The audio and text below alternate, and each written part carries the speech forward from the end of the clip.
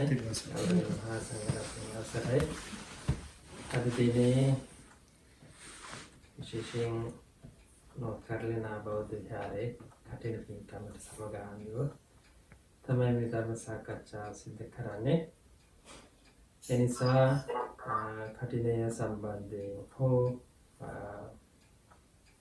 කනදා කියලා තියෙන යම් කිසි ධර්ම ගැටලුවක් තියෙනවා නම් අපිට සාකච්ඡා කරන්න පුළුවන්.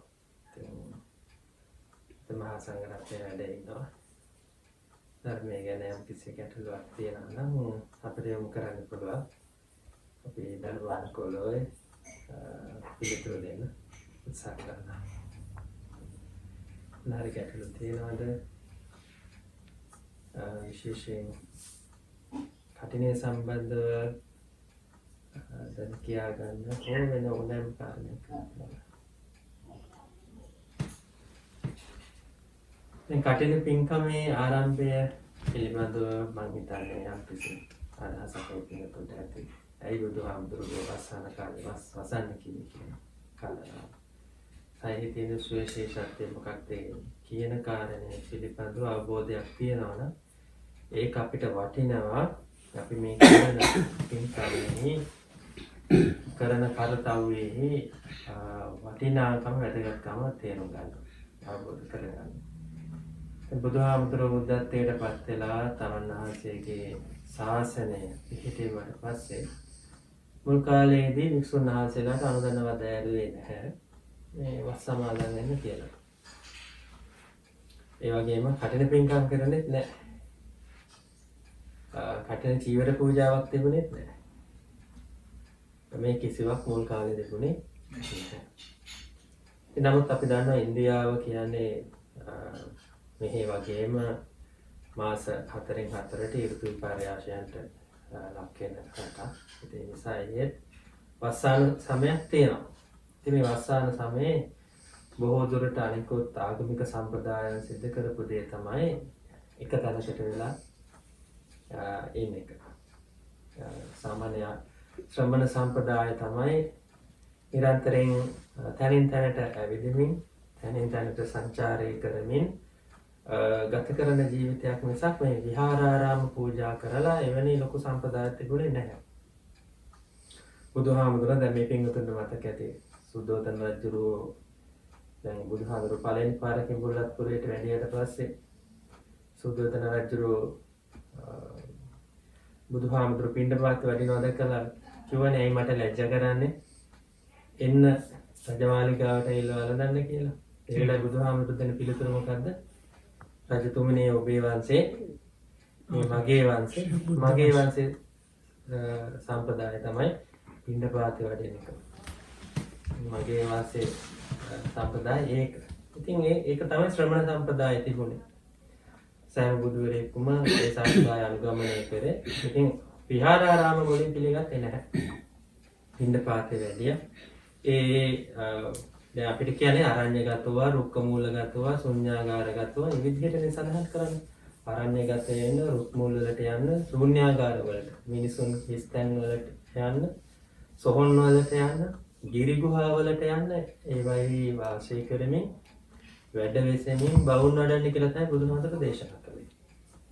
ඒ නිසා මේ වස්සාන සමය කියන එක මුල් කාලේ නිර්දේශ කළා තිබුණේ නැහැ. ඒ වගේම චීවර පිළිගැනීම කියන එක මුල් කාලේ නිර්දේශ කළ තිබුණෙත් නැහැ. දැන් සාමාන්‍ය ගෘහපති චීවරය කියලා හඳුන්වන්නේ කිසියම් ගෘහපතියෙක් උපාසක මහත්මයෙක් පූජා කරන චීවරයට. මේට කලින් විශේෂයෙන්ම මුල් කාලයේදී භාවිත කරපු චීවරය තමයි පාංශකෝලික චීවරය. බුදුහාමුදුරුවෝ අන්‍ය ශ්‍රාවකයෝ බොහෝ විට අනිත් ශ්‍රමණ සම්ප්‍රදායය සොහොන් වල දාලා කියන්නේ සොහොන් මිය ගියාට පස්සේ කට්ටිය ඔතලා ඒ මලමිනිය ඔතලා ගිහිල්ලා දානවා සොහොනට. ඒ වගේ තියෙන සොහොනේ සැරසිලි කරපුවා වෙන්න පුළුවන්. එවැනි රෙදි කඩවල් එකතු කරලා තමයි සිවුරු මහගෙන පෙරවෙන්නේ. ඒක පාංශකෝලික ජීවිතය හැටියට හඳුන්වනවා. හැබැයි දවසක් ජීවක වෛද්‍යවරයා ඇවිල්ලා ජීවක වෛද්‍යවරයා විවිධ රජවරුන්ට සිටුවරුන්ට බෙහෙත් හේත් කරන්න පටන් ගන්නවා. අන්න ඒ කාලේ එක්තරා රජ කෙනෙක් මට මතක හැටියට සීවිලියක වෙන්න ඕන සිවුරේ නම ඉතාමත්ම වටිනා සාමාන්‍ය රජවරු සහ සිටුවරු මහා ධනවත් වූ පරිභෝජනය කරන මේ සලුවක් හම්බුණා මේ ජීවක වෛද්‍යවරයාට. ඉතින් ජීවක වෛද්‍යවරයා කල්පනා කරනවා මේ සලුව මේක පාවිච්චි කරන්න සුදුසු එක්ක බිම්බිසාර රජුට නැත්නම් බුදුහාමුදුරුවෝ. කල්පනා කරලා මේක අරන් යන බුදුහාමුදුරුවෝ ගාවට. එතකොට ඒ කාලේ කසේ සලු වලට වඩා කෝසේ මේ සලු වලටත් වඩා මේක අතිශයින් මිල අධික එකක්. ඉතින් බුදුහාමුදුරුවෝ ගාවට ඇවිල්ලා බුදුහාමුදුරුවෝ ජීවක වෛද්‍යවරයා කියන බුදුහාමුදුරුවෝ මට ඔබ වහන්සේගෙන් වරයක් ඕන කියලා. ඊට පස්සේ බුදුහාමුදුරුවෝ සඳහන් කරනවා මේ ගෘහපතිය බුදුවරු එහෙම වර දෙන්නේ නැහැ කියලා කාටවත්. බුදුහාමුදුරුවෝ කියන්නේ මේ දෙවියෝ මහා බ්‍රහ්මයෝ වගේ මේ වරයක් ඉල්ලන්න මම දෙන්නම් කියලා එහෙම වර දෙන කෙනෙක් නෙමෙයි. ඊට පස්සේ ජීවක වෛද්‍යවරයා කියන මේක නරක එකක් නෙමෙයි මේක හොඳ එකක්. මට අවසර දෙන්න මේ සලුව මේ චීවරය ඔබ වහන්සේට පිළිගන්නන්න. ඒ පිළිගන්නලා ඊට පස්සේ සඳහන් කරනවා බුදුහාමුදුරනේ ගෘහපතියම කැමති පින් කරගන්න. ඒ නිසා ගෘහපති ජීවිතය තමන්ගේ වෛද්‍යවරයා වෙච්ච ජීවක වෛද්‍යවරයාගේ ඉල්ලීමට තමයි බුදුහාමුදුරුවෝ භික්ෂුන් වහන්සේලාට අනුදැන වදාරන්නේ. හොඳයි එහෙනම් යම් කිසි ගිහි උපාසකෙක් හෝ උපාසක මහත්මයෙක් හෝ නෝනා කෙනෙක් එවනත උපාසක හෝ උපාසිකාවක් චීවරයක් පූජා කරාට පස්සේ පිළිගන්න කියලා. අනේකටම චීවර පිළිගැනීම තිබුණේ නැහැ. ඒක කටින චීවරය ගැන හිතන්නවත් අවස්ථාවක් තිබුණේ නැහැ. මොකද චීවරයක්වත් පිළිගන්න අවසර මේ සම්ප්‍රදායක් තිබුණේ නැහැ. ඉතින් මේ විදිහට පටන් ගන්නවා චීවර පූජාව. අනේ ඒ වගේම තමයි මේ ආරාම පූජාව. ජීවක වෛද්‍යවරයා ආරාමයක් පූජා කරනවා. ඉතින් විවිධ අය ආරාම පූජා කරන විහාරාරාම කරවලා බුදුහාමුදුරන්ට පූජා කරන්න උත්සාහ කරනවා. අනේ කාලේ බුදුහාමුදුරෝ වස්සාන කාලයට සමගාමීව තමයි ආරාම පූජාවත් අනුදැන වදාරනවා. ඒ වගේම විශේෂයෙන්ම අපි අහලා තියෙන ප්‍රධානම කාරණය තමයි ප්‍රසිද්ධම කාරණය තමයි නිගණ්ඨනාථ පුත්තුමන් වැනි ශ්‍රේෂ්ඨ ආගමික ශාස්ත්‍රවරු. දැන් සමහර විට අපි හිතනවා බුදුහාමුදුරන්ගේ දහම තමයි අතිම ශ්‍රේෂ්ඨ ඊට වඩා අනිත්‍යව නැහැ කියලා. බුදුහාමුදුරුවෝ උන්වහන්සේගේ දේශනාව තුළ කියනවා මගේම ශාසනයේම තමයි සත්‍ය තියෙන්නේ මේ ශාසනයෙන් පිට සත්‍ය නැහැ කියලා මම ප්‍රකාශ කරන්නේ නැහැ කියලා. කියන්නේ සමහර ශ්‍රමණ බ්‍රාහ්මණයෝ හිටියා සම්‍යක් දෘෂ්ටිය දේශනා කරපො. ඒ නිසා තමයි බුදුපසේ බුදු වරු ගැන අපි කතා කරන්නේ පසේ බුදු වහන්සේලා එහෙම හිටියා. ඒ ගෞතම බුදුහාමුදුරන්ගේ ශාසනය ඇතුලේ නෙමෙයි. ඒ ශාසනය පිට. නමුත් බුදුවරු පහළ වෙනවා. ඒකට ඒ කියන්නේ සම්‍යක් දෘෂ්ටිය යම් යම් අයට අවබෝධ කරගන්න තේරුම් ගන්න පුළුවන්කම තියෙනවා. ඒ යම් යම් මට්ටමේ සම්‍යක් දෘෂ්ටියෙන් තියෙනවා. ඒ බුදුහාමුදුරන්ගේ නිර්වාණය එක්ක සමපාත නොවුනට ලෞකික සම්මා දෘෂ්ටි එක්ක සම්පාත වෙන්න පුළුවන්. ඒ කෙසේ වෙතත් ඒ ආකාරයෙන් එළුව බුදුහාමුදුරන් කාලේ බොහෝම පිරිසක් ඇතිව බොහෝම ප්‍රසිද්ධව සාදු සම්මත කෙනෙක් තමයි නිගණ්ඨනාථ පුත්තුමා. හැබැයි උන්වහන්සේගේ ශාසනය අපි කියනවා මේ තරාකාරයක අවිහිංසාවාදී එක කොනකට ගිය ශාස්ත්‍රවරයෙක් කියලා. ඉතින් උන්වහන්සේගේ ශාසනයේ ශ්‍රාවකයන්ගෙන් විරෝධත්වයක් ආවා බුදුහාමුදුරන්ගේ ශ්‍රාවකයන්ට. මේ වැසි කාලේ ඇවිදින එකට සංචාරය කරන එකට හේතුව එය කල්පනා කරා මේ ලා තනකොළ වලට මේ තෘණ ශාක වලට ජීවිතය නා කියලා. ඉතින් හාමුදුරුවෝ ඇවිදිනකොට අර ලා තනකොළ පෑගෙනවා, ඒවා හානි වෙනවා. ඊට පස්සේ පුංචි පුංචි කුඩා සත්තු පොළවේ මතුවෙනවා නේද? කැඩවිල්ල වගේ සත්තු වැසි කාලේට මතුවෙනවා. ඒ සත්තු පෑගිලා මේ සත්තු මියදෙනවා.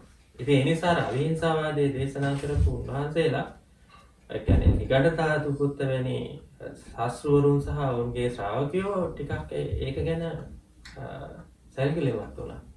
ඒ නිසා උද්ඝෝෂණය කරන්න පටන් ගත්තා. මහා අඩින් සාකච්ඡා කරන්න පටන් ගත්තා. ඇයි මේ ශ්‍රමණ බවත් ගෞතමයන්ගේ ශ්‍රාවකයෝ මේ වැසි කාලේ සංචාරය කරන්නේ? ඇයි මේ තනකොළ වලට හානි කරන්නේ? සතා සිව් මේ පුංචි සත්තුන්ව පාගලා මරලා දාන්නේ කියලා. ඉතින් අන්න ඒ නිසා ඒ උද්ඝෝෂණයත් එක්ක බුදුහාඳුරු තීරණය කරනවා එහෙනම් වැසි කාලේ ඇවිදින්න එපා, සංචාරය කරන්න එපා, එක තැනකට වෙලා ඉන්න. හැබැයි එක තැනකට වෙලා නිකන් ඉන්න කිව්වේ නෑ. වැසි කාලේ තමන්ගේ ආධ්‍යාත්මික ජීවිතේ ඒ ආධ්‍යාත්මික මාර්ගයේ පුළුවන් තරම් වේගවත් කරන්න අවශ්‍ය ප්‍රතිපාදන සම්පාදනය කරන්න කිව්වා. කියන්නේ ප්‍රතිපාදන කියන්නේ වෙන මොකුත් නෙමෙයි. සීල සමාධි ප්‍රඥා වැඩිම. ඒ වේගවත් කරන්න කියන එක. ඉතින් අන්න ඒ විදිහට තමයි අර්ථාන්විතව ඇත්තටම මේ වස්සාන කාලේ පටන් ගන්න. ඒ වස්සාන කාලේ එක්තරා ආකාරයක සමාජීය වැදගත්කමක් තියෙනවා. ඒ සමාජීය වැදගත්කම තමයි එදා ඒ සමාජයේ තිබිච්ච සාධු සම්මත සමාජ පිළිවෙත් බුදුහාමුදුරුවෝ පිළිගැනීමක් සිද්ධ කරනවා. ඒ වගේම ඇත්තටම විශේෂයෙන් කල්පනා කරලා බැලුවම වස්සාන කාලේ වස් සමාදන් වීම, විහාරාරාම පිළිගැනීම කියන කාරණාව එක්තරා ආකාරයකට බුදුහාමුදුරන්ගේ දහම ආයතනික ගත කරන්න උපකාරී වෙනවා. යමක් පිළිවෙලකට ක්‍රමයකට සකස් වීම අත්‍යවශ්‍යයි එහි දීර්ඝ කාලීන පැවැත්මට. එතකොට මේ බුදුහාමුදුරන්ගේ ශාසනය ආයතනයක් වශයෙන් රාමුගත කරන්නේ ආයතනිකගත වෙන්නේ මෙන්න මේ කාරණාවන් එක. වස් සමාදන් වීම, විහාරාරාම පිළිගැනීම. එතකොට ඒක අර එස්ටැබ්ලිෂ් වෙනවා. ඒ නිසා තමයි එක්තරා ආකාරයකට මේ 2000 ගානක් අවුරුදු බුදුදහම පවතින ඒ කාරණාවක් එක හේතුවක් වෙනවා. එහෙම නැති වුණොත් එහෙම වෙන දේ තමයි ඇත්තටම ඒ තැන්වලට සංචාරය කරමින් ඇවිදමින් නම් හිටියේ බුදුහාමුදුරන්ගේ පස්සේ සම්බුද්ධ ශාසනයේ පිටවන්න එක ඒ තරම් පහසු කාර්යයක් නොවෙන්න ඉඩ තිබුණා. මොකද විසිරීලානේ තියෙන්නේ. මේ විසිරුණු ස්වභාවය යම් ආකාරයකට හෝ සංගත කරන්න හේතු උනේ ඔන්නේ වස් කාලයත් එක්ක වස් විසීම ඒ වගේම විහාරාරාම පිළිගැනීම කියන කාරණා. මොනක තමයි අපිට මේ සංස්කෘතික වශයෙන් සහ සමාජීය වශයෙන් දකින්න පුළුවන් වැදගත් කාරණාව. ආධ්‍යාත්මික වශයෙන් වැදගත්ම කාරණාව ඇත්තට මේ කටින චීවර පූජාව, මේ අවසාන චීවර පූජාව කියන එක නෙමෙයි. ඒක මේ පින්කමේ සාමූහිකත්වයේ අවසාන කාර්ය අපි කරන්නේ. හැබැයි මේ කටින පින්කමේ ආරම්භ මොහොතේ ඉඳලා වස්සාන කාලයේ ආරම්භක මොහොතේ ඉඳලා වස්ස ආරාධනාවේ ඉඳලා ඒ වස්තුම් මාසයේ අවසානයේ දක්වා අපි කරන්නා වූ දාන සීල භාවනාදී මේ ආධ්‍යාත්මික සංවර්ධනය සඳහා කරන පුරුදු පුහුණු කිරීම, කුසල රැස් කිරීම කියන දේ තමයි මේ වස්සාන කාලය තුළ තියෙන අත්‍යවශ්‍යම දේ. උට උපරිම වශයෙන් කුසල ලැබෙන්නේ අපිට අන්නේ කාලය තුළ. අපි කොයිතාක් දුරට අපි ඒ සඳහා උනන්දු වෙනවද, උත්සුක වෙනවද, කැප වෙනවද කියන කාරණාව අතේ දැන් වැදගත් වෙනවා. වස්සාන කාලේ වැදගත්ම දේ හැටියට සමහර විට හිතන්න පුළුවන් මේ අතට මේ කටින චීවර පූජාව කිරීම කියන එක. නෑ. ඊට මෙහා සෑහෙන කාලයක් තියෙනවා. මාස 3ක් තිස්සේ අප විසින් කරනු ලබන ආධ්‍යාත්මික ගුණ වගාවක් තියෙනවා. ඒ ගුණ වගාව තමයි අත්‍යවශ්‍යම කාරණාව වෙන්නේ. මොකද බුදුහාමුදුරන්ගේ දහමේ අරමුණ කියන්නේ පින් රැස් කරන එක නෙමෙයි. කවුරු හරි හිතනවා නම් මේ බුදුහාමුදුරන්ගේ දහම තියෙන පින් රැස් කරගන්න කියලා. ඒක වැරදි. පින් රැස් කරගන්න බුදුදහම විතර නෙමෙයි ඕනම කෙනෙකුට පුළුවන් පින් රැස් කරන්න. බොහොම මෛත්‍රී සහගත කරුණා සහගත සිතින් යම් කිසි කෙනෙක් යම් කාර්යයක් කරනවා නම් පින් රැස් වෙනවා. නිසා පින් කරන එක නෙමෙයි බුදුදහමේ මූලික අරමුණ නෙමෙයි. පින අත්‍යවශ්‍යයි තමයි. නමුත් මූලික අරමුණ කියන එක නිවන. මොකද නිවන දුකනේ මේ සියලු ක්ලේශ ප්‍රහාණය කරන එක. අනිත්‍ය දුක් අනාත්මතාවයේ තේරුම් ගන්න එක. කුසල් කියන්නේ අපි කුසල් රැස් කරනවා කියන්නේ මෙන්න මේ අනිත්‍ය දුක් අනාත්මතාවයේ තේරුම් ගන්න, ඒ වගේම තෘෂ්ණාව නැති කරන්න. දුකට හේතුව හැටියට හඳුනගන්න. උපාදානස්පංචකය ගැන අපිට තියෙනවා මම මාගේ කියන හැඟීමක්. ආස්මිමානය තියෙනවා. ඉතින් මෙන්න මේ දේවල් තුරන් කරන්න ගනු ලබන උත්සාහයන් ඒ සඳහා පුරණ ලබන පිළිවෙත් තමයි කුසල් කියන්නේ. ඒකට ඒක තමයි මූලික අරමුණ. ඒ අරමුණ සඳහා අපි දේවල් කරද්දී කොහොමත් මේ කිලිටු කෙලෙස් දහම් යටපත් වෙනවා. ඒකට කෙලෙස් දහම් යටපත් වෙලා යම්කිසි යහපත් දෙයක් කරනවා නම් අන්න ඒ තුල පින කියන දේ નિરાයාසයෙන්ම සිද්ධ වෙනවා. ඒකට බෞද්ධයාගේ මූලික අරමුණ වෙන්න ඕන පින්රැස් කිරීම කියන කාරණාව නෙමෙයි අතරම කුසල් සම්පාදනයේ කොමඩද නිවන අරමුණු කරගෙන. කොට අපි වස්සාන කාලේ අපේ උපරිම කැපවීම තියෙනවා අන්නේ සඳහා. කුසල් සම්පාදනයට කුමක් සඳහාද? සිත කෙලෙස්ලින් මුදවන්න.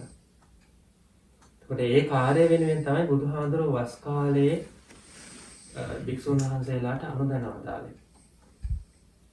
එතකොට භික්ෂුන් වහන්සේලා තමන්ගේ ආධ්‍යාත්මික ගමන වේගවත් කරගන්නවා ඒ කාලෙදී. ඒ වගේම භික්ෂුණී සහ උපාසක උපාසිකාවන් අතර තියෙන සම්බන්ධය ගොඩාක් සමීප වෙනවා, ශක්තිමත් වෙනවා. ඕන් අර වස්තුම් මාසය තුල පින්නපාතේ යන්නේ නැහැ. නමුත් ආරාමයට ගෙනල්ලා වස්වසපු තැනට ගෙනල්ලා සිව්පසෙන් උපස්ථාන කරනවා, වටන් කරනවා. පෙරලා භික්ෂු භික්ෂුණීන් මොකද කරන්නේ? ධර්මානුශාසනාව හේදෙනවා. ගිහියාගේ එහෙම නැත්නම් උපාසක උපාසිකාවගේ ආධ්‍යාත්මික දියුණුව සඳහා අවශ්‍ය වෙන ධර්ම දානය වුන් විසින් සිද්ධ කරනවා.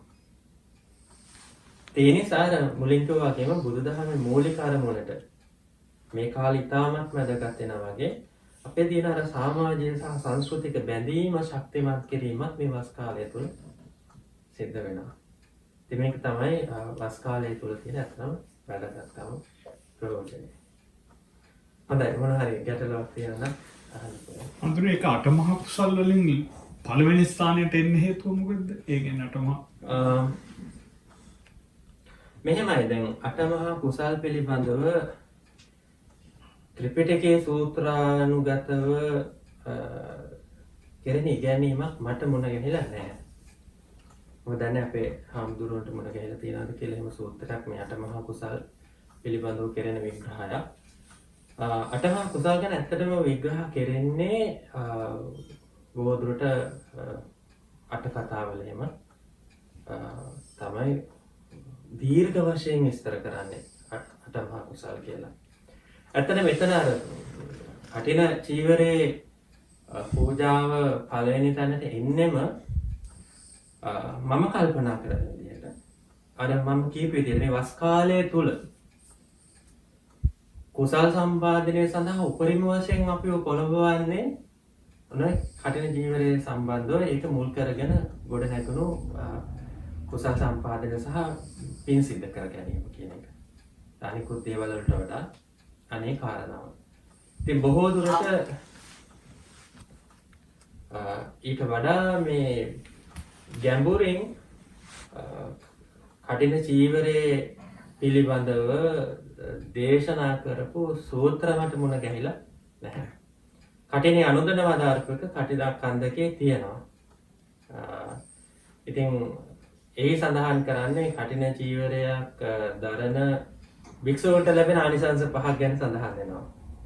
විශේෂයෙන්ම මේ ඒත් වැසි කාලේ බොහොම ඈත නුවරක ඉඳලා භික්ෂුන් වහන්සේලා 39ක් වඩිනා බුදුහාමුදුරන් මුණ ගැහෙනවා. හැබැයි බුදුහාමුදුරන් මුණ ගැහෙන්න හම්බෙන්නේ නැහැ. ඊට කලින් දවසේ පොය උදා වෙනවා. ඒ නිසා වස් අසන්න සිද්ධ වෙනවා. ඒ වස් තුන් මාස ඉවර වෙලා බුදුහාමුදුරුවෝ දකින්නට එන්නේ හොඳටම වැස්ස තෙමිලා මඩේ එරිලා බොහොම ක්ලාන්ත ගතියට වෙහෙසටපත් වෙලා. ඉතින් දැක්කට පස්සේ භික්ෂුන් වහන්සේලා බුදුහාමුදුර අහනවා ඇයි මේ කියලා. ඊට පස්සේ කියන අපි බොහෝ දුර ඉඳලා ආවේ වස්සාන ඉවරිච්ච ගමම බුදුහාමුදුරු පහ දැකීමේ වමනාවෙන් අපි මේ වැඩිය කියලා. ඉතින් තුන් සිවුරනේ අනුදැන ආදාරලා තිබුණේ. සිවුරයි මේ තනිපට සිවුරයි දෙපට සිවුරයි අඳනය. ඊට අතිරේක සිවුරු භික්ෂුන් වහන්සේලාට පාවිච්චි කිරීම අනුදැන ආදාරලා තිබුණේ නැහැ. අනේ වෙලාවේ එක්තරා අතිරේක චීවරයක් හැටියට තමයි මේ කටින චීවරය දැරීමේ කටින චීවරය පිළිගැනීම කියන එක මුලින්ම භික්ෂුන් වහන්සේට අනුදැන වදාරන්නේ. එන අතිරේක චීවරයක් හැටියට. ඒ චීවරය පිළිගත් භික්ෂුවට පුළුවන් අනිකුත් භික්ෂුන් වහන්සේලාට නොදන්වා ඕන තැනක යන්න පුළුවන්. කියන්නේ තමයි යම් සංචාරික කරනවා නම් විහාරයෙන් බැහැරට යනවා නම් යන්න පුළුවන්. ඒ වගේම අර ගෘහපති චීවරය, උවසුවැසියන් පූජා කරන චීවරය පෞද්ගලිකව පිළිගන්න පුළුවන්. අන්න එවැනි වටිනාකම් රාශියක් ආනිසංස රාශියක් හැටියට භික්ෂුන් වහන්සේලාට ලැබෙන කාරණා පිළිබඳව කටිගම් පන්දකේ සඳහන් වෙනවා. අපි ඊට අමතරව මේ දීර්ඝ වශයෙන් කටින පන්දකේ කටින චීවර පූජාවේ ආනිසංස මෙන්න මේවායි කියලා. ඒ නිසායි මේ කටමහා කුසල වල පළවෙනියට එන්නේ කියලා එහි සඳහන් නැහැ. මෙතන අපේ හාමුදුරුවෝ තිරනම් පිළිතුරක් දෙන්න පුළුවන්. හාමුදුරුවනේ මේ දැන් හාමුදුරුවෝ දේශනා කරපු විදිහට මුලින්ම මේ කටින චීවරයේ ඒකම නැත්තම් කටින පින්කම අනුදාන දාලුවට පස්සේ දැන් අපි සම්ප්‍රදායානුකූලව අපි ලංකාවේ තියෙනවා කටින මේ මහා පින්කමට කරන සම්ප්‍රදාය. මුලින්ම වතාවේදී කරපු කටින පින්කම බුදුහාමුදුරුවෝ අනුදාන බදායුවට පස්සේ ඒ තිබුණු සම්ප්‍රදායන් වලට වෙනස් ඒවාද අපි දැන් අනුගමනය කරන්නේ නැත්නම් මුලින්ම මොනවද ඒ සම්බන්ධව මට දැනුවත් වෙන්න කැමතියි. ඔව් වෙනස්කම් ගොඩක් තියෙනවා. දැන් අපි ඒ වෙනස්කම් ඇත්තටම මේ සංස්කෘතියින්ට සාපේක්ෂව තමයි ඇති වෙලා තියෙන්නේ. දැන් බුදුහාමුදුරුවෝ සරලව බොහෝ විට පින්කම් කියන දේවල් සරලව තමයි බුදුහාමුදුරුවෝ දේශනා කරලා තියෙන්නේ. එතකොට ඒවා විශේෂයෙන්ම භික්ෂු භික්ෂුණීන්ගේ ආධ්‍යාත්මික දියුණුව වැඩි දියුණු කර ගැනීම සඳහා කරනු ලබන අනුග්‍රහයක් වශයෙන් තමයි මුලින්ම ඔය දානය කියන දේ ස්ථාපිත වෙන්නේ. එතකොට පින් රැස් කරගෙන කිරීමේ අරමුණ තියෙනා වගේම මූලික අරමුණ තමයි අර ආධ්‍යාත්මික ගමනේ පහසුව සඳහා අනුග්‍රහය වශයෙන් දාන දන් දීම ආදී ඔය අපි කියනවානේ චීවර පිණ්ඩපාත සේනාසන ගිලානප්පත්ති කියන මේ සිව්පසේම උන අනුග්‍රහ බුද්ධියෙන් තමයි ඒ දේවල් සිද්ධ වෙන්නේ. කක් පූජා බුද්ධිය තියෙනවා ඒ වගේම අර කිව්වා වගේ ආධ්‍යාත්මික දියුණුවට අනුග්‍රහයක් වශයෙන් කරන්නේ. හැබැයි මේවා කාලයත් එක්ක ගොඩාක් විපරිණාමයටපත් වෙනවා. ඒවත් එක්ක විශාල බලාපොරොත්තු කන්දවල් ගොඩ නැගීමකුත් සිද්ධ වෙනවා. ඒක වැරද්දක් කියන්න බෑ. එතකොට අපි ඒ දේවල් පුරුදු පුහුණු කරන විදිහ බුරුම රට හෝ තායිලන්තයේ මේ පින්කම් සිද්ධ කරන විදිහ චීනයට යද්දී ජපානයට යද්දී මේවා වෙනස් වෙන්න පුළුවන්. බොහෝ සංස්කෘතිකාංගයන් එකතු වෙලා තියෙනවා. දැන් උදාහරණයක් ගත්තට පස්සේ අපි වන්දන චෛත්‍ය වන්දනාව වේවා, බෝධි වන්දනාව වේවා, පිළිම වන්දනාව වේවා. දැන් මුල් කාලේනේ මේවා බුදුහාමුදුර අනුදැනවා දාලා තිබුණේ නැහැනේ. පාරිභෝගික වස්තුන් හැටියට යම් දේවල් නම් කළා තිබුණා. නමුත් අපි මේ අද සිද්ධ කරන ආකාරයෙන් අනුදැනලා දැරීමක් බුදුහාමුදුර දේශනා කළා නැහැ. මේ දේවල් සංස්කෘතිකව වෙනස් වෙමින් විපරිණාමයට පත් වෙමින් සකස් වෙච්ච ගොඩනැගිච්ච දේවල්. එතකොට මුල් කාලේන ගස්ගල් වන්දනාව කියන දේ ස්ථාපිත ඒක කියන්නේ ඒ වෙනුවට බෝධි වන්දනාව කියන දේ සමාජගත වෙනවා. චෛත්‍ය වන්දනාව කියන දේ එහෙම සමාජගත වෙනවා. ඉතින් ඒවට හැබැයි අපි නිකම් මේ දේවල් වලට මේ ඒ දේවල් සිද්ධ කරන්නේ නැහැ. අපි ඒකට අර්ථයක් එකතු කරලා තියෙනවා. ඇයි අපි බෝධි වන්දනාව කරන්නේ? ඇයි අපි මල ප්‍රහාණ පූජා කරන්නේ? ඒ දේවල් අර්ථාන්විතව තමයි අපි සිද්ධ කරන්න උත්සාහ කරන්නේ. උදෙක් නිකන් ගසකට වැඳීමක් හැටියට වෘක්ෂ වන්දනාවක් නෙමෙයි අපි කරන්නේ. ඊට වඩා ගැඹුරු අර්ථකථනයක් අපි ඒ සඳහා ඒ ක්‍රියාව සඳහා දෙනවා. මල පහන පූජා කරන එක එහෙමයි. ඒකට අපි හැමතැනකම බුදු ගුණ සිහි කරනවා. ඒ තැනක අපි අනිත්‍ය දුක්ඛ අනාත්මතාවය කියන දේ දකින්න උත්සාහ කරනවා. ඒ නිසා කටින පින්කම ගත්තා අන්න එහෙම දෙයක්. බොහෝම දේවල් පසු කාලෙ එකතු වෙලා තියෙන දැන්. කටින පෙරහැර ගත්තාම සම්පූර්ණයෙන්ම අලුත් දෙයක්. දැන් මේ දේවල් බුද්ධ කාලේම කටින පෙරහැරවල් ඒව ගැන සඳහන් වෙන්නේ නැහැ. කටින චීවර පූජා විතරයි. සමහර විට ඒ චීවරය මැසීම පවා කරන්නේ භික්ෂුන් වහන්සේලා. ඉතින් ඒ නිසා කාලයත් එක්ක ගොඩාක් දේවල් වෙනස් වෙලා තියෙනවා. දැන් ලංකාවේම ගත්තට පස්සේ දැන් පෙරහැර තුල විවිධාකාරයේ දේවල් කරනවා නේ. විවිධාකාරයේ සංස්කෘතික අංග. ඔව්. ඉතින් ඒවා අපි අර ඒවා කියන්නේ මෙහෙමයි. තමන් ඒක ගැටෙන එකත් ඒ තරම් සුදුසු දෙයක් නෙමෙයි. ගැටෙලා ද්වේෂ සහගත සිතුවිලි ඇති කරගන්න එක ඒක සුදුසු දෙයක් නෙමෙයි. මොකද මේ සමාජය කියන එක හැම වෙලෙම මට ඕන විදිහට පවතින එකක් නෙමෙයි. අනේක නිසා අපි ඒ ගැන අවධානයෙන් ඉන්නත් ඕන. සහ අපි කරන දේ අර්ථාන්විතව කරන්න ඕන. තමන්ට තේරෙනවා මේක තමයි අර්ථවත්ම විදිහ කියලා. අන්න ඒ ආකාරයට ඒ දේ කරන්න උත්සාහ කරන එක තමයි වඩාත්ම වැදගත්. එහෙම නැතුව ගැටෙන එක ඇත්තටම තේරුමක් නැහැ. ගැටෙනට වඩා දේවල් තේරුම් ගන්න අර්ථාන්විත දේ කොහොමද කියලා තෝරා බේරාගෙන තමන් ඒ දේ නිද කරන එක තමයි මම හිතන්නේ වඩාත් වැදගත් වෙන්නේ. එහෙමයි කාමුදුරනේ බොහොම පිං. ඒක යන්නගේ තරගෙටනේ කරන්නේ මට තමයි ලංකාවක සැරයක් මම දැක්ක කටින පින්කමකට හෙලිකොප්ටර් එකේ මල් දානවා. ඒ වගේ දේවල් නිකන් දහමුදුරු කියනවා කියලා ගියසර කරපුවට වඩා හොඳට තරගෙට ඒ තමයි දැන් අපි මුලින් සඳහන් කරපු ආකාරයට දැන් මේ ආධ්‍යාත්මික දියුණුවනේ අපි කල්පනා කරන්න ඕන. කොයිතාක් දුරට ආධ්‍යාත්මික මිනිස්සෙක් දියුණු වෙනවා කියන්නේ ඒ දියුණු වෙන මිනිස්සයා තුළ මේ සක්කාය දිට්ඨිය එහෙම අඩු වෙන්න ඕන.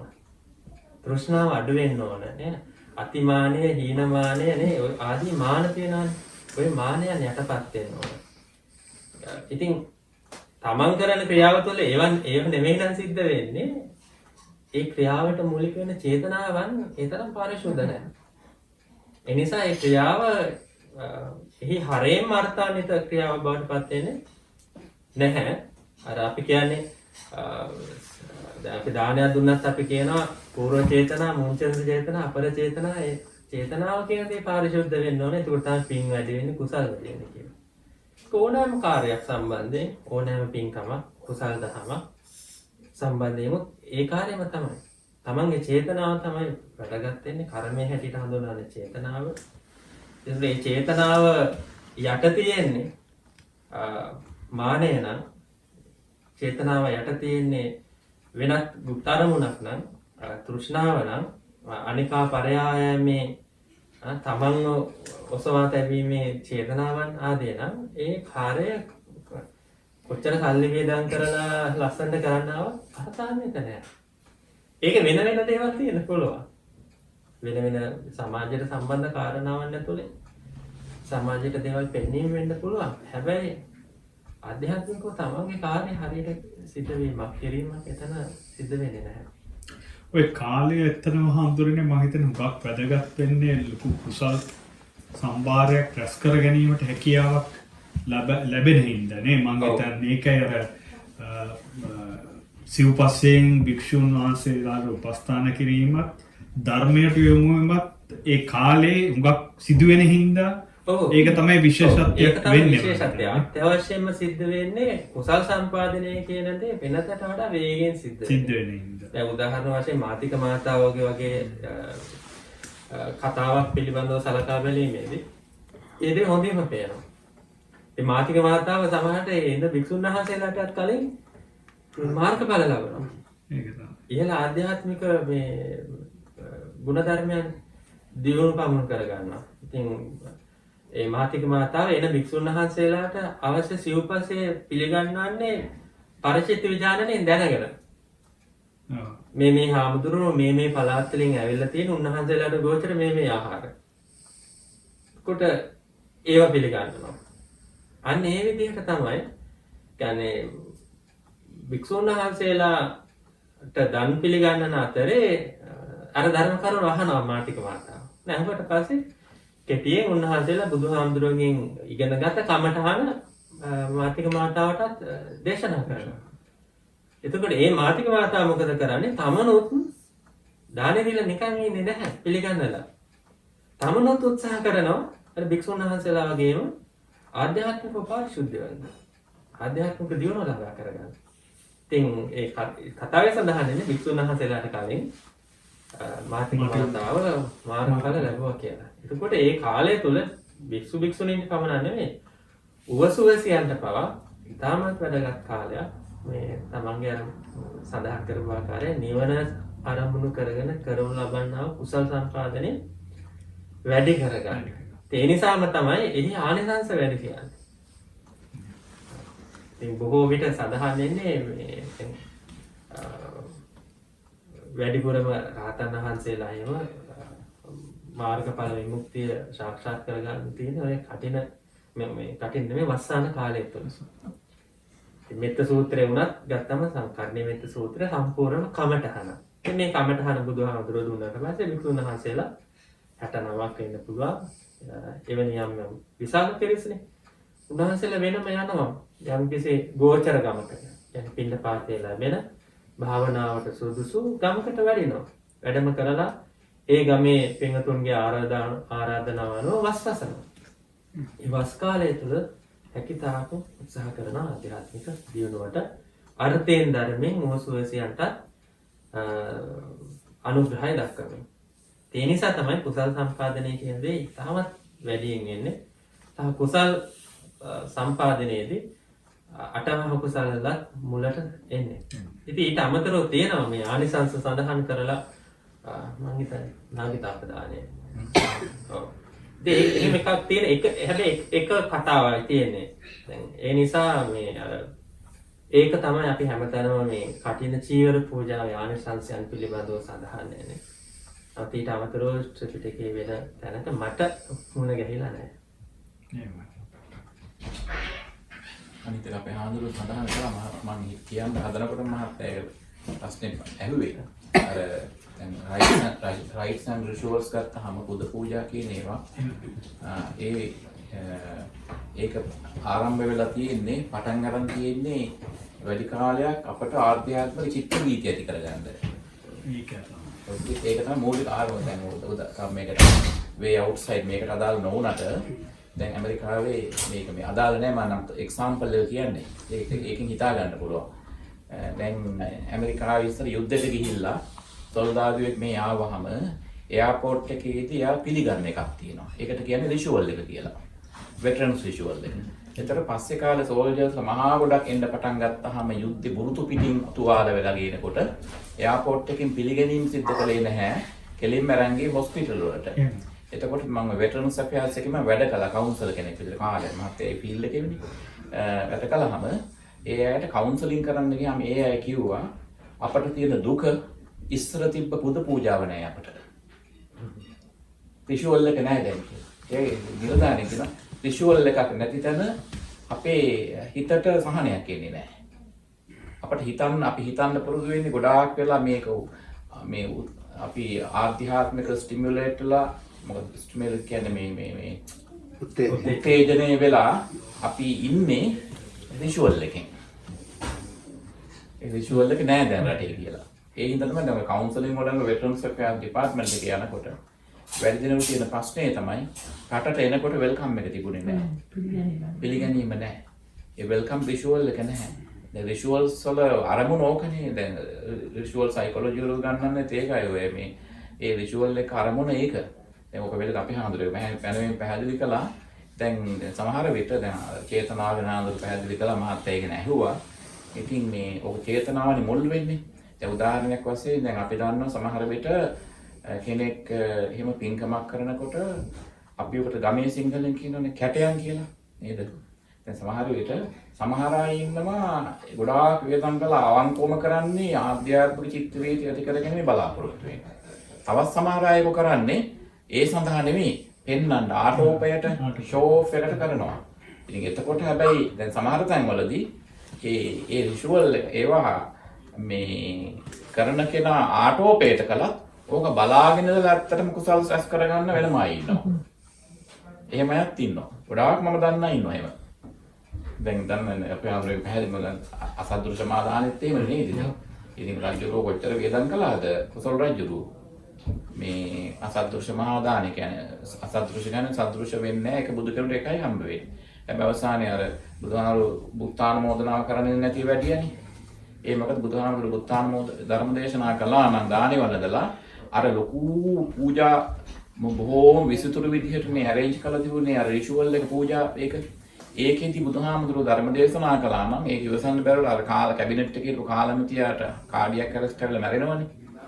ඒ නිසා රජුරවන්ට වඩා මේ රජුරෝ වියදම් කළා. හිත සෞඛ්‍ය කරගත්තේ කැබිනට් කමිටි කෙනෙක්. වඩාම පින් සිදු කරගත්තේ ඒක බලන් දාලා අපි ඉඳන්නේ.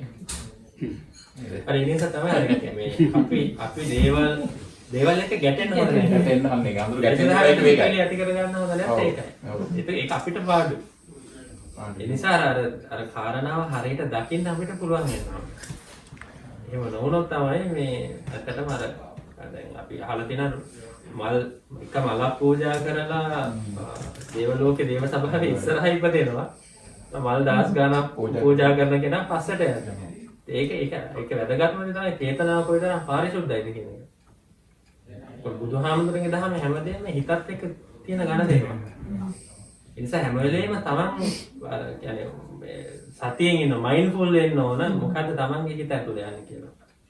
ඒ වගේම සමහර කට්ටිය කියනවා ඇයි මල් මෙච්චර ගාණක් පූජා කරන්නේ එක මලක් පූජා කරා නම් ඇතිනේ එහෙම කියලා. හැබැයි මම හිතන්නේ එක අතකින් අර තමුන්ගේ හාමුදුරුවෝ කිව්වා වගේ හිත තමයි සෑහෙන මුල් වෙන්නේ. නමුත් ඉතින් එක පානක් පත්තු කරනකොට වඩා පාන් 100ක් පත්තු කරන්න මහන්සි වෙන්න ඕනේ. ඒකට කැපවීමක් තියෙන්න ඕනේ. ඒක ආසාවක් තියෙන්න ඕනේ. ඒකත් මං හිතන්නේ අර කාටවත් පෙන්නන්න ඕන හින්දා නෙවෙයි. මං හිතන්නේ මේ තමන්ට තියෙන ඒක කරන්න ඕනේ කියන මේකයි මේ මං හිතන්නේ මේ කුසල් සිතුවිලි වලට කාලේ වැඩි පරාසය වැඩි වෙනවා. වැඩි නැත්නම් ඉතින් එක මලක් එක මේක පූජා කරන එක ඒක වෙනසක් තියෙනවා කියලා. ඒක ඇත්තටම ඊරණය වෙන්නේ අපි කරන ක්‍රියාව අපි කරන කොයි විදියටද තේරෙන අපි කොයිතරම් දුරට අවබෝධයෙන් ඒක කරනවද කියන එක. එතකොට ඒ අවබෝධයේ ප්‍රමාණය අනුව තමයි ඇත්තටම එහි ප්‍රතිඵල තියෙන්නේ. ඒ නිසා තමයි අර උදාහරණ වල කියන්නේ. සමහර විට පූජා කරන දේ ගැන සාදු කියලා. ඔව්. පූජා කරන කෙනාට වඩා ඒක පින අනුමෝදන් කරන යන කට්ටිය ඊට වඩා ඒකෙන් ප්‍රතිඵල ලබා ගන්න. ඒක හැම වෙලෙම තේරෙන්නේ නැතර තමන්ගේ මනස කොයිතරම් පාරිශුද්ධයිද කියන එක. දැන් හැබැයි මම බුදුදහමට ප්‍රවේශ වෙන තැන තමයි රිචුවල්ස් නෙමෙයි. මම ප්‍රවේශ වෙන තැන තමයි මේ බුදුහාමුදුරන්ගේ අරමුණුනේ මොකක්ද කියන්නේ. බුදුහාමුදුරන්ට උන්වහන්සේට මේ ධර්මයේ දේශනා කරන්න අරමුණුනේ කොහොමද? අපි බෞද්ධයෙක් කියන්නේ අපි බෞද්ධයෙක් බවට පත් වෙන්නේ ඇත්තටම මේ අරමුණට අපි කොයිතරම් සමීප වෙනවද කියන කාරණාවත් එක්ක. ආධ්‍යාත්මික. ඒකට අපිට ඒ කාරණාව නොසලකා හරින්න බෑ. ඒකට ශ්‍රද්ධාව කියන එක බොහොම ගැඹුරින් බුදුහාමුදුරෝ මේ දේශනා කරපු දෙයක්.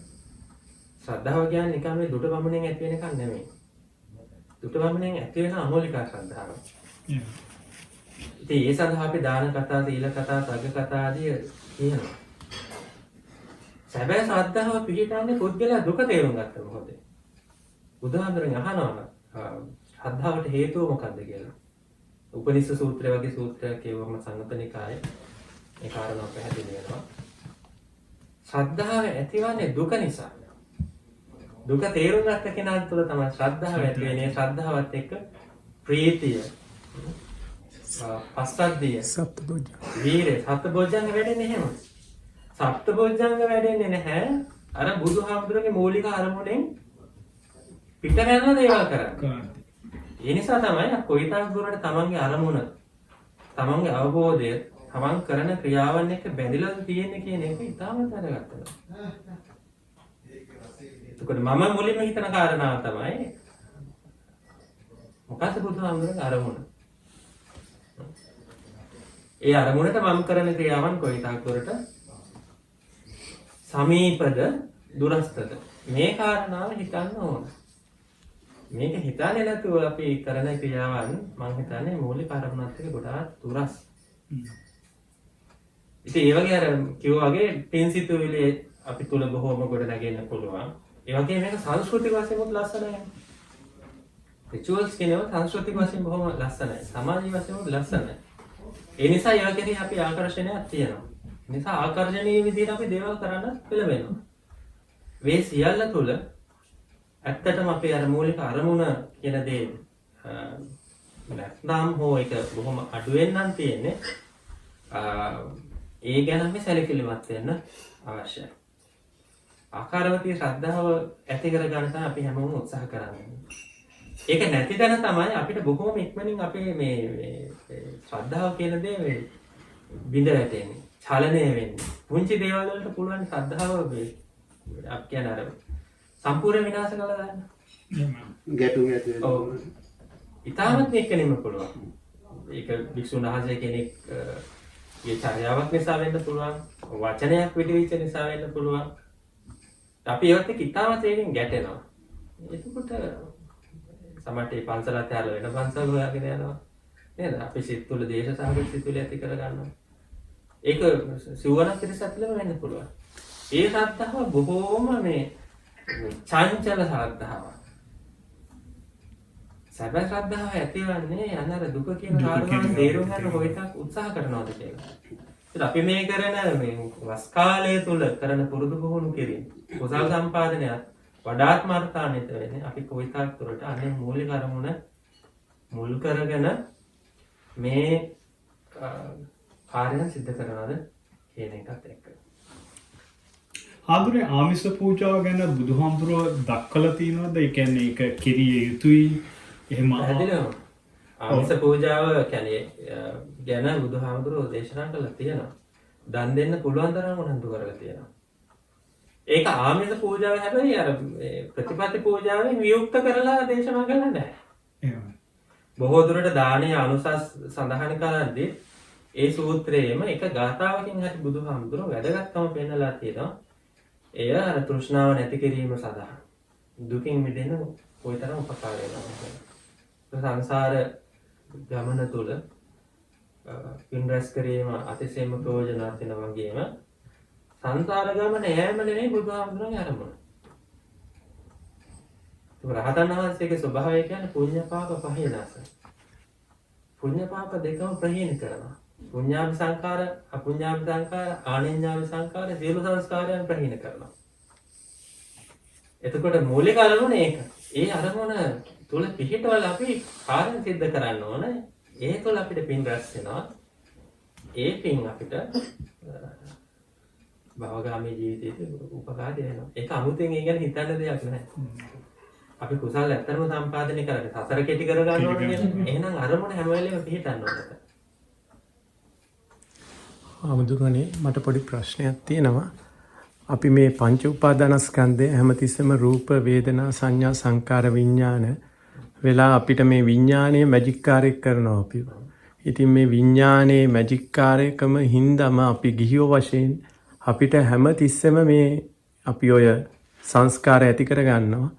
ඒකම අපිට බොහෝ දුරට පින්කමක් හරි කරලා අපිට ඒකේ අනිත්‍ය වඩවා ගන්න ත්‍රිලක්ෂණය වඩවා ගන්න නොහැකියාවක් තියෙනවා. මොකද මේ අපි තුල ඇති වෙන නැති වෙන භවාංග සිත ගැන අපිට පැහැදීමක් කියන්නේ තිබ්බත් අපිට ආපහු ඒ විඥානේ අපි අමතක කරනවා දවස ඇතුළත.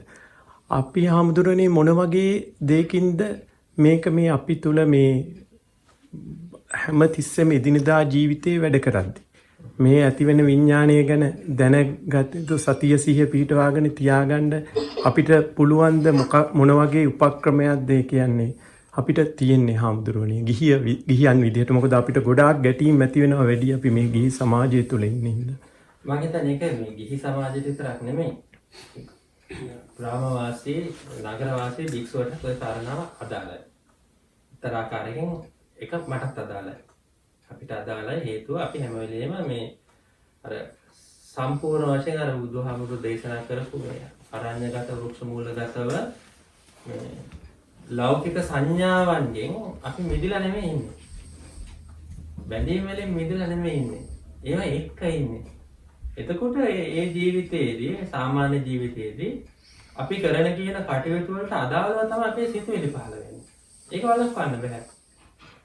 මම මගේ මනස යමකට යොදවනවා නම් ඊට අදාළ සිතුවිලි තමයි සකස් වෙන්නේ. ඒ හොඳම දේ තමයි ඔය කියන තරම් ගැඹුරින් අපිට දේවල් දියුණු කරගන්න අවශ්‍ය නම් සතියක් දෙකක් තුනක් මාසයක් අපිට යම්කිසි විදිහකට හුදකලා වෙන්න පුළුවන් නම් මේ සියලු කාර්යයන්ගේ අන්න එහෙම වෙලා ඒ දේ කරනවා නම් හොඳයි. ඒ ඇරෙන්න අපේ ලෝකයේ කියන දේ ගොඩ නැගිලා තියෙන්නේම ආත්මවාදී මුල් කරගෙන. අනාත්මතාවය මුල් කරගෙන නෙමෙයි. අනිත්‍යතාවය මුල් කරගෙනත් නෙමෙයි. ඒ නිසා අපේ සිතිවිලි බොහෝ දුරට ගොඩ නැගෙන්නේ ආත්මවාදී මුල් කරගෙන. ඒ නිසා තමයි ඔබතුමා කියපු ප්‍රශ්නේ මතුවෙන්නේ. ඇයි අනාත්මීය සිතක් ගොඩ නගා ගන්න බැරි කියලා. නමුත් ඒක ගැන සවිඥානිකව කටයුතු කරනවා නම් ඒක ප්‍රමාණවත්. දැන් මෙහෙම තමයි දේවල් පවතින්නේ කියන එක පිළිබඳව සතිමත්ව කටයුතු කරනවා නම් ඒක ප්‍රමාණවත්. කීප තරම් ගැඹුරින් මේ දේ තේරුම් ගන්න අවශ්‍ය නම් අපිට විවේකයක් ගන්න වෙනවා. කාය චිත්ත විවේකේ අවශ්‍ය වෙනවා. කාය චිත්ත විවේකේ නැතුව අපිට මේ ගලාගෙන එන සංඥාවන් එන තාකල් අපිට අපහසුයි ආධ්‍යාත්මිකව යබුරු දියුණුවකටපත් වෙන්න. එහෙමයි. ඒක කරන්න බෑ. මොකද බුදුහාමුදුරුවෝ දැන් චේතු විමුක්තිය පිළිබඳව සාකච්ඡා කරද්දී මේ සංඥා වේදනාවන් ඈඩ් කරන එක කරන්න ඕන. ඒකට ඒක කරන්න බෑ මේ හැම වෙලේම පංචද්වාරයන් ඇරිලා. මනස සම්පූර්ණයෙන්ම මේ චන්දරාගයෙන් අල්ලගන්න, ද්වේෂයෙන් ගැටෙන අරමුණු වලට විවෘත වෙලා තියෙද්දී මනස හැම වෙලේම මේක තමයි ගනුදෙනු කරන්නේ. ඒක නිසා ඒක පහසු නැහැ.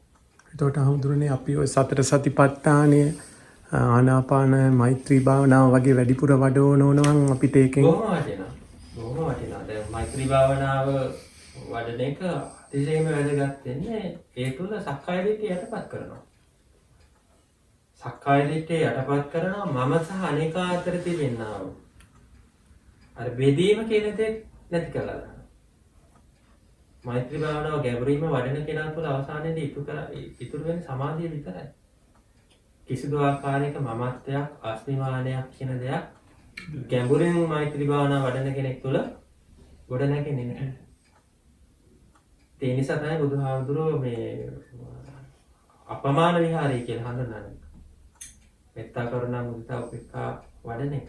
අවසානයේදී ඒක ප්‍රයෝජනවත් වෙන්නේම සිත ගැඹුරු ඒකාග්‍රතාවයකට පත් කරන්න සක්කාය දිට්ඨියම යටපත් කරන්න.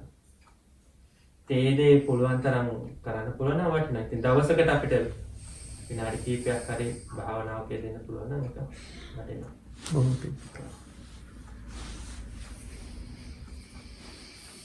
තාගට ලුණාරි තියනද? හමුදුර මම කවුරුත් විවේචන කරනවා නෙවෙයි. නමුත් අර ඔය දැන් ලංකාවේ යන හැලියට මේ කප්පුක පූජාව කියලා කියන්නේ ඒක ඇත්තටම මම හිතන්නේ ඒකට කියන්න ඕන හරියම නම් වචනේ කංචුක පූජාව කියන එක චෛත්‍ය වටේ සිවුරු ඔතන එක ඊළඟට මේ චෛත්‍ය වලට පළතුරු පූජා කරන එක ඒ වගේ දේවල් බුදුහාමුදුරුවෝ ඒවා මේ අර බොහොම මේ මෑත කාලේ ඉන්නවා පටන් ගත්ත දේවල්. ඉතින් ඒවා එක මේ බුදුහාමුදුරුවන්ගේ අනුශාසනාවට එක කිසි සම්බන්ධයක් නැහැ.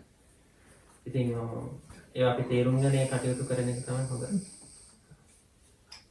හාමුදුරනේ අර ලකුණ්ඨ බද්දිය හාමුදුරුවන්ගේ ඉස්සර භවයේ කාර වෙහෙර වහන්සේ නමක් හදන අයට පොඩිට හදන්න කිව්වයි කියලා මිටි වුණා කියලා තියෙන කතාව හාමුදුරුවනේ.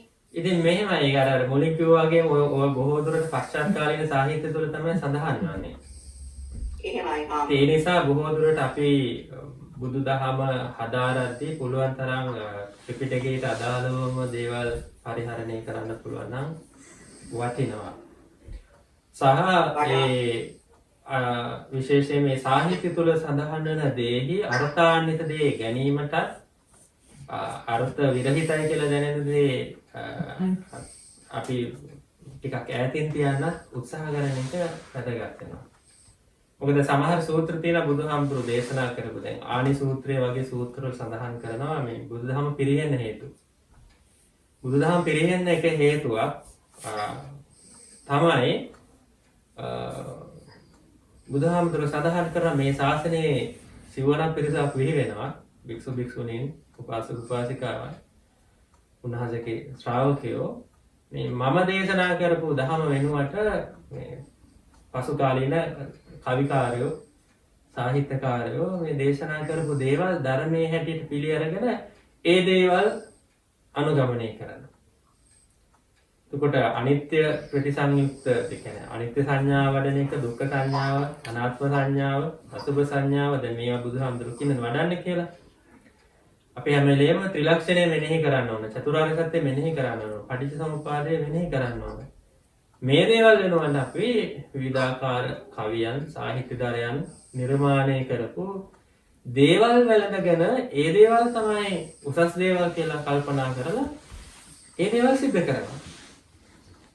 ඒක ධර්මයේ අතුරුදහන් වෙන්න, ශාසනය පිරිහෙන්න එක හේතුවක්. මේ කාලේ ගත්තම මේ කාලෙත් මේ මම හිතන්නේ අතීතයේත් එහෙම වෙන්න ඕන. එහෙම දේවල් සිද්ධ වෙනවා. ඒ නිසා අපිට මේ දේවල් තෝරා බේරාගෙන තමයි මේ හරි මාර්ගය පැහැදිලි කරගන්න ඕනේ. සමහර විට බොහොම ආකර්ශනීයයි. දැක්කම ආකර්ශනීයයි. සිත් වශී කරන සුළුයි. ඒ තරම් ලස්සනට දේවල් කරනවා. හැබැයි කල්පනා කරන්න ඕන බුදුහාමුදුරෝ දේශනා කරපු අරමුණුත් එක්ක කොයිතරම් ඒවා සමීපයි කියන කාරණා. ඒක තමයි. දැන් සාමාන්‍යයෙන් සත්‍තිස් බෝධිපාක්ෂික ධර්මවල තියෙන ඒ සියලුම අංග ටික ඒවා තමයි මෙනෙහි කරන්න මූලික වශයෙන් අනිත්‍ය දුක්ඛ අනාත්ම වලින් ලෝභය ද්වේෂය මෝහය දුරලලා මනස දියුණු කරගෙන අධ්‍යාත්මික ගුණ වගාව ලබා ගැනීම නේද හාමුදුරුවෝ? ඔව් ඒක තමයි මූලික අරමුණ වෙන්න ඕන. ඒකට ඒ නිසා තමයි අපි කරන ක්‍රියාවෙහි අරමුණ පිළිබඳව අපි බොහෝ දුරට චේතනාව පිළිබඳව අපි සිහියෙන් ඉන්න ඕන. දැන් පරතෝ ഘോഷය කියන්නේ බුදුහාමුදුරෝ දේශනා කරපු දේශනාව. අපි ධර්ම ශ්‍රවණය කරන්නේ බුදුහාමුදුරෝ මේ සත්‍ය අවබෝධ කරගෙන අපිට දේශනා කරපු නිසා. ඒක විතරක් අපිට ප්‍රමාණවත් නෑ. ධර්ම අවබෝධයට යෝනිසෝ මනසිකාරය අවශ්‍ය වෙනවා. ඒක තමන්ගේ කාර්යයක්. තමන් සිහියෙන් යුක්තව හරියට තේරුම් ගන්න අවබෝධ කරගන්න උත්සාහ කරන්න ඕන. මේ දේ ධර්මයට ගැලපෙනවද? මේ දේ ධර්මයට නොගැලපෙනවද?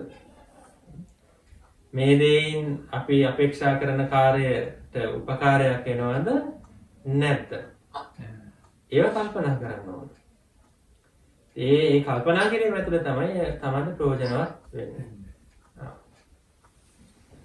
එහෙමයි හාමුදුරනේ. දැන් දානයක් දීමේ ප්‍රධාන අරමුණ ලෝභය නැති කිරීම කියන හැඟීමෙන් දානයක් දීම. ලෝභ කුඩා නෙමෙයි. ඒ දාණයෙන් අපි ඒකෙන් අයින් වෙනවා. ඒකට තියෙන ලෝභය නැති කරනවා කියන හැඟීමෙන් නේද හාමුදුරනේ? ඔව්. හැම වෙලේම මේ උත්සාහ කරන්න ඕනේ ඒ සඳහා. ඒ කියන්නේ බුදුහාමුදුරුවෝ පින් පුරවපු කෙනෙක් නෙමෙයි කුසලයේ කුමක්දයි ගවේෂණය කරපු කෙනෙක්. එහෙමයි හාමුදුරනේ. පින් කුසල ගවේෂී බුදුහාමුදුරුවෝ. සත්‍ය කියන්නේ කුමක්ද කියලා හොයාගෙන යෑමකට වඩා සඳහන් වෙන්නේම බුදුහාමුදුරුවෝගේ දහම පින් කුසල ගවේෂී. කුසලයේ කුමක්දයි ගවේෂණය කරන්න ඕන, හොයන්න ඕන, මනමින් විමසා බලන්න ඕන. කුමක් සඳහාද? ඒ නිවනට කොයිතරම් උපකාරී වෙනවද කියන කාරණා මොකක්ද?